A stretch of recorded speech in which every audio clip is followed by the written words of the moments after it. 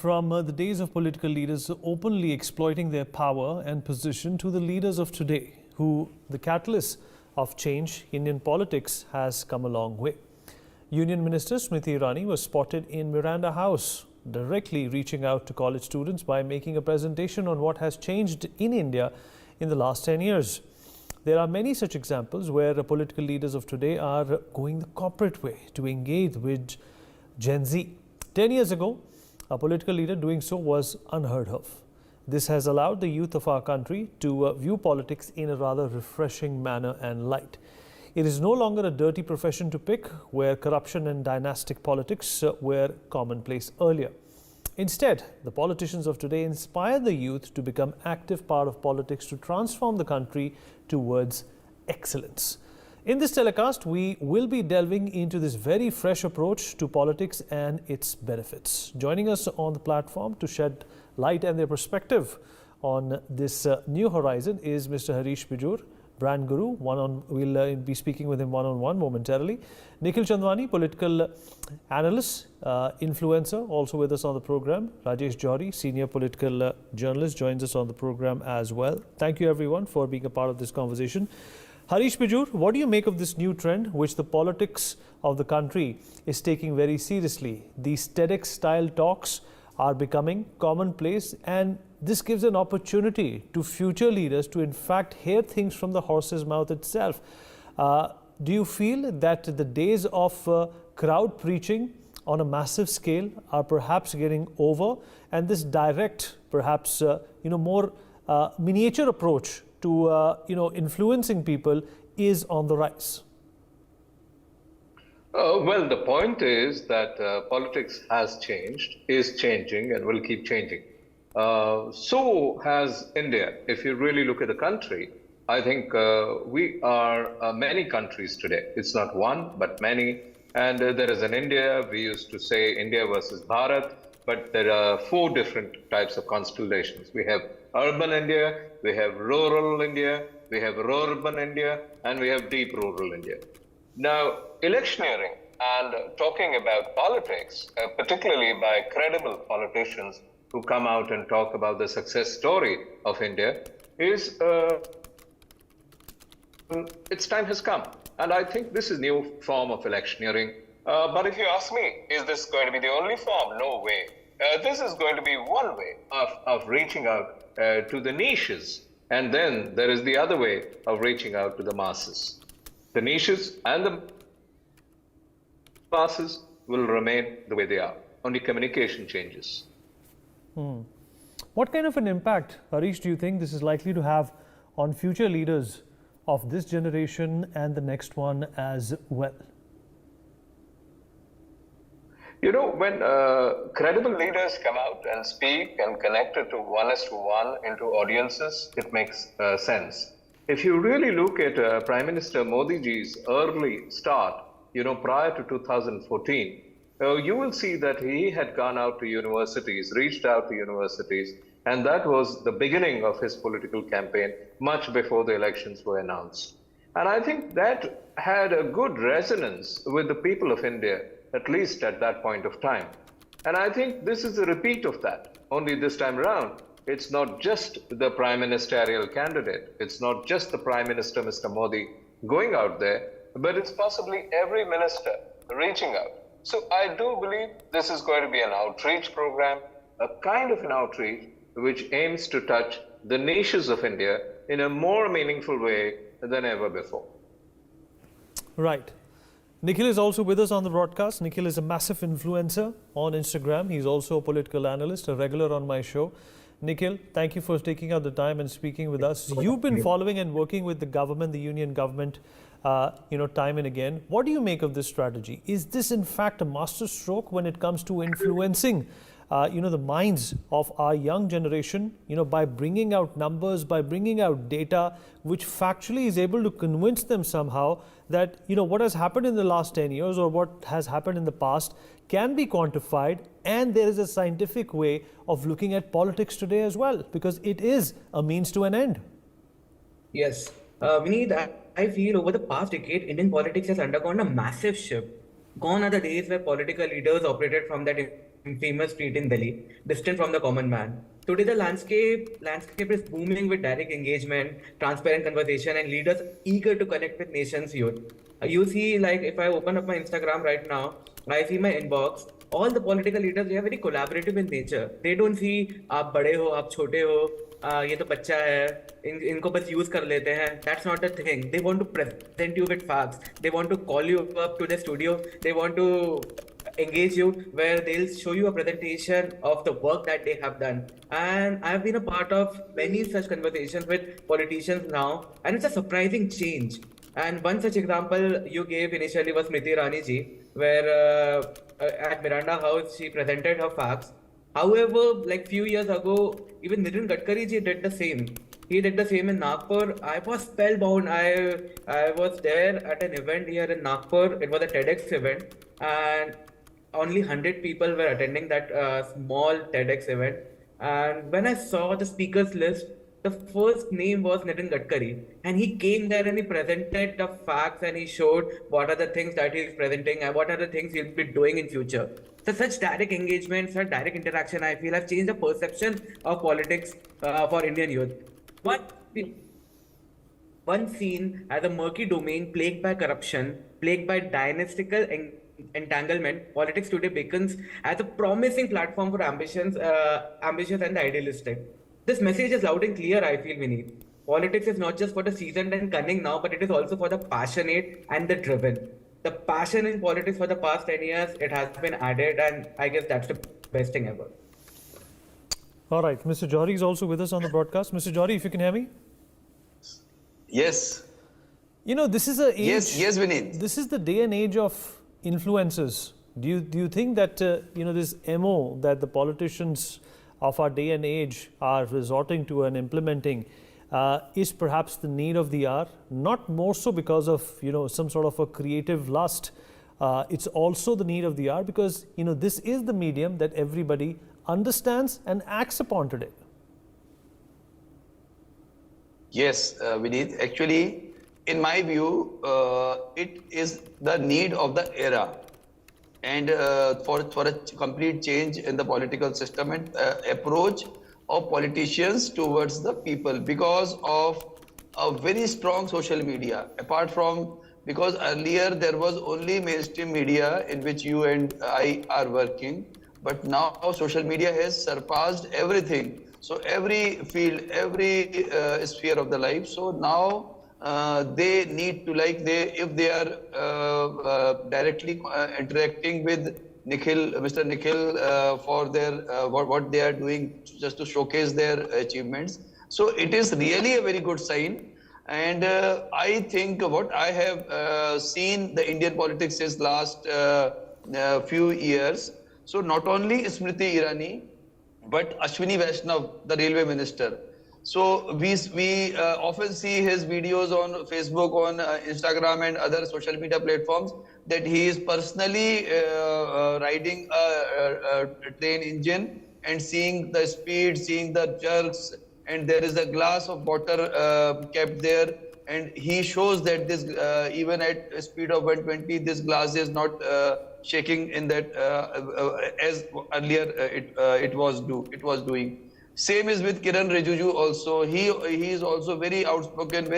He goes to every anytime he gets a chance, he goes to the public. Same is with Nitin Gadkari ji, as just Nikhil has told, and Anurag Thakur.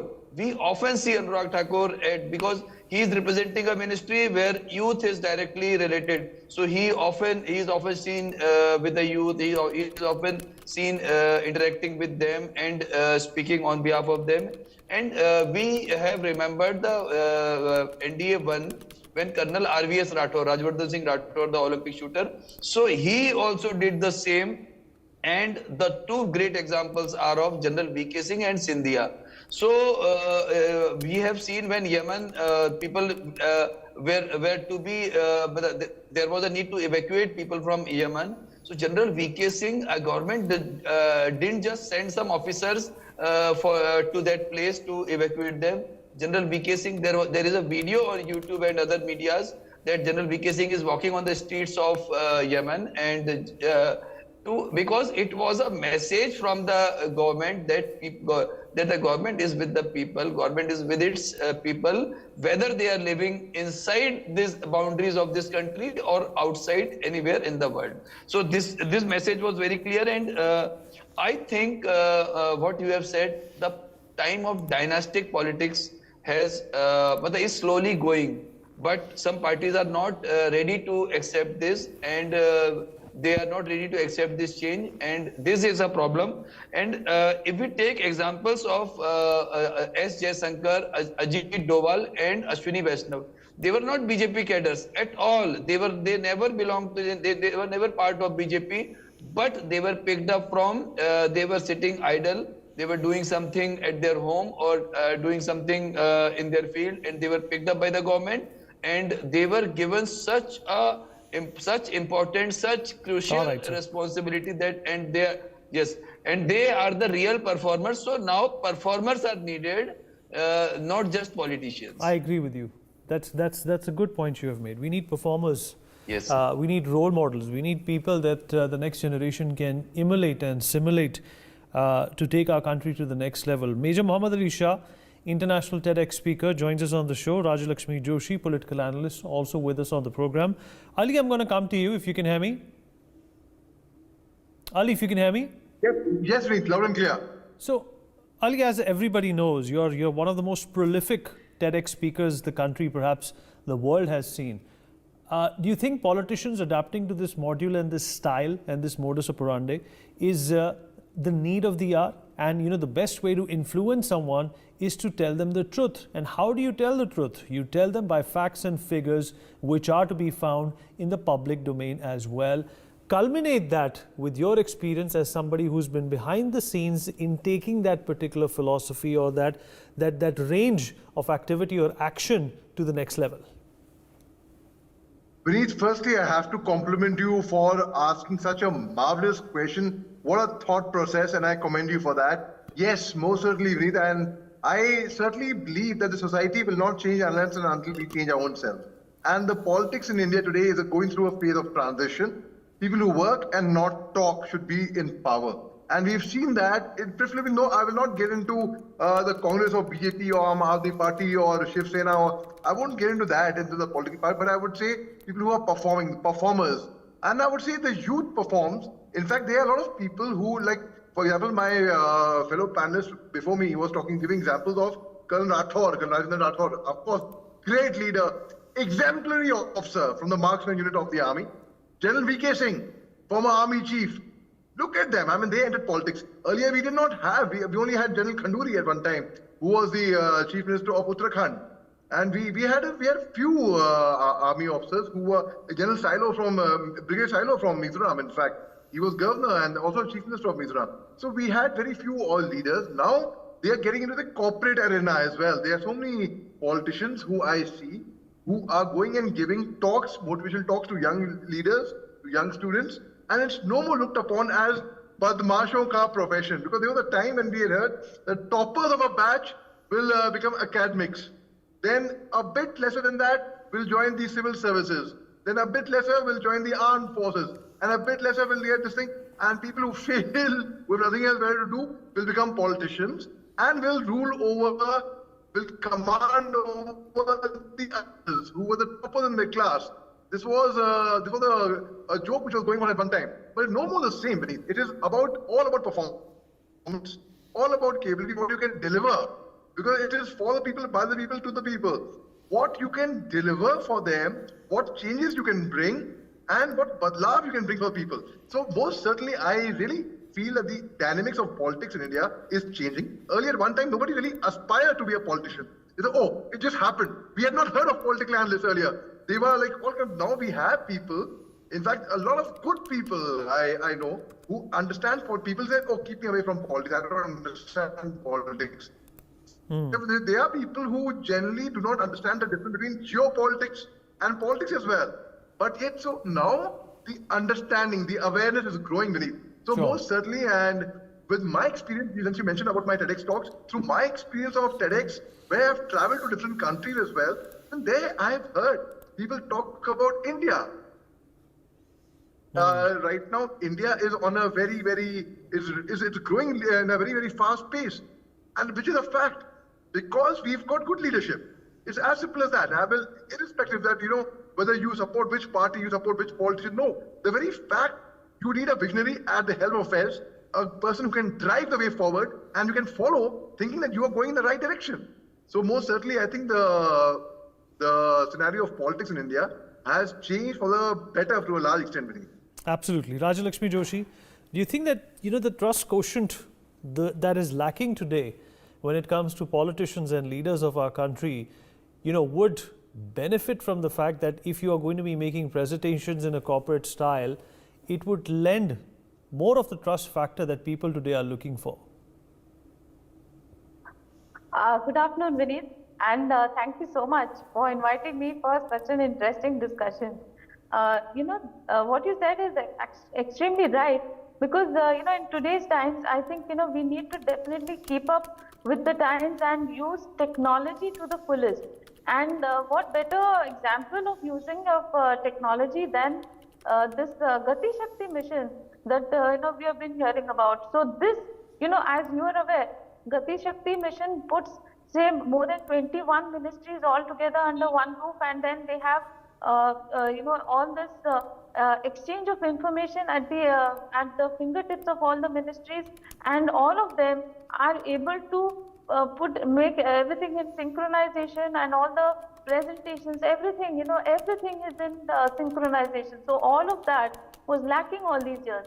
Now technology, using that to the fullest, is something that I think it is definitely what was necessary all these years also, and even today. I think a lot of even our educators, even our students, everybody is they are using technology like anything. So I think in the coming years, this is definitely going to be something that even the politicians, all of them, you are probably aware that almost all politicians right now, all the ministers are all on. Rajalakshmi, do you think that if Rahul Gandhi went to Cambridge or Oxford, there was a better chance of him being taken positively if he indulged in presenting PowerPoint presentations with facts and figures and opinion polls, than just, saying what's on his mind?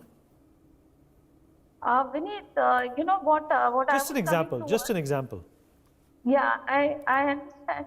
But, what I slightly disagree with that, because, what exactly went wrong with his talk at all these universities and all these international forums, what went wrong is, you can't actually go and kind of seek international help and say that my country is doing something badly, and that too, it's all misplaced information, it's misinformation, and it's maybe twisting of facts. All of that doesn't go well, not with the international audiences, not with the Indian electorate for sure.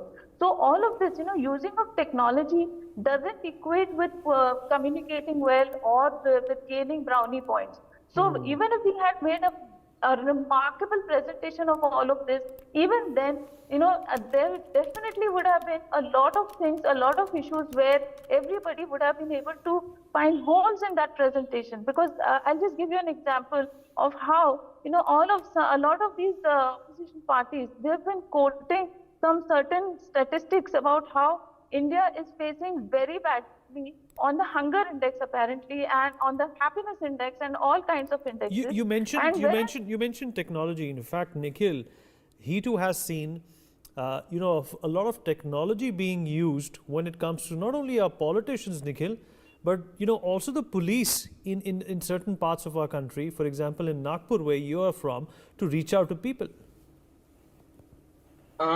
Yes, I want to give you two examples here. So the Nagpur police and our CP has done an excellent job, and this is the change that has followed the political change right now. Ganesh Visarjan and Eid was on the exact same day, Vineet sir. Rather than delaying anything, our city police ensured peaceful celebrations of both festivals by not just being on ground, but also leveraging social media and other communication channels properly. This is a change that you have not just seen in politics, but also in administration. When Nagpur was flooded recently, I gave you a call when it was flooded and the internet was not working, so I was not able to come live as well. So when it was flooded, our DCM Devendra Fadnavis ji, he was also on ground accessing the damage and ensuring a permanent solution.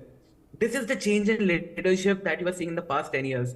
And the Devendra Fadnavis team, they actually used mapping software to mitigate the damage. And within 6 hours, all the water which was flooded in the city, it was all gone. And this has lagged back in the day. This was not there back in the day when the flooding used to happen. The mitigating the damage used to take days and weeks. But now using mapping softwares with a dynamic young leadership, you're seeing a welcome change. Right. We've run out of time. I'm going to take a quick closing comment from Mohammad Ali Shah as well. Ali, do you think this is what the future is all about, and more politicians, rather than making unsubstantiated speeches and promises that they cannot deliver, should focus on a method, or rather a methodology which gives the people some amount of proof of what they have done? And, we're looking at a corporatization of politics also, which is good in a way. Right, Vineet, absolutely. I totally agree with you. And, I feel बदकिस्मती से मैं ये बोलूंगा कि politics को एक धंधा बना रखा है कई लोगों ने, जो एक फैमिली बिजनेस हो गया है, without taking any names or mentioning towards any particular political party. No, in general, they are like, okay, there's no harm in a son following his father's footsteps, all right. But when you have somebody who's incompetent on the helm of affairs, I mean, he will sink not just the party, but the whole nation apart from that. So politics should be totally on merit. There should be good leaders. In fact, if you ask me, I would say there should be a qualifying exam as well, the way we have for IAS, IPS, or for UPSC for the army. Similarly, and there should be a retirement age. I feel so. So I feel there should be certain, MLA or an MP, even for 1 day service, gets a pension lifelong. That's what I'm told. Please correct me if I'm wrong. Whereas in the defense forces, you have to serve for years, 20 years for an officer, 17 years for a Jawan. And for paramilitary, I do not know whether I don't think they even get pension. So it is it is something, politics ko dhanda na banaye. Politics ko, I mean, you can go ahead and, as you mentioned about corporatization, it's perfectly fine. I mean, we need leaders who can invoke people to work hard, who not just invoke passions and emotions and sentiments and play upon that. Understood. Yes, Vineet. Appreciate you joining us. In fact, thank you all for being a part of this extremely important and relevant conversation. We have some breaking news coming in now.